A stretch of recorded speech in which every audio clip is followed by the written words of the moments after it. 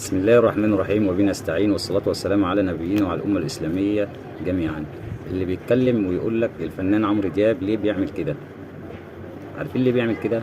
عشان احنا السبب، عشان احنا اللي عملنا في كده واحنا اللي طلعناه. احنا اللي عملنا حاجة من ولا حاجة. كان فين عمرو دياب ايام التسعينات والثمانينات والألفينات؟ انما لما الجمهور بتاعه كبر ودعمتوه بدعمكم ده خلتوه يدوس على الناس. ايه لما اقول لك تعالى تصور معايا، المفروض انت اللي تنادي على الجمهور بتاعك وتقول له تعالوا تصوروا معايا، مش لا مؤاخذة في اللفظ يعني انت مولود في معلقه في بطنك معلقه ذهب وانا كلنا ولاد تسعه. ليه على الشر تسعه ليه؟ لازمته ايه اللي انت عملته في الراجل؟ راجل صعيدي محترم، راجل سيبك من ان هو صعيدي، راجل مصري محترم يبقى اخ واب وصديق وصاحب وكل حاجه.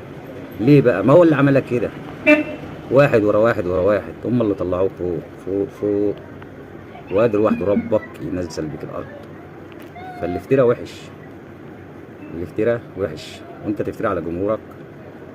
ايه بقى معاك بودجاردات يحوشوا عنك، معاك ناس، معاك ايه مشغل ناس بفلوسك. الفلوس دي احنا اول سبب فيها جمهورك اللي هو احنا، الراجل اللي انت مديت ايدك عليه. هو لو كان راجل مش محترم او راجل مش كويس كان عطلك القلم اتنين.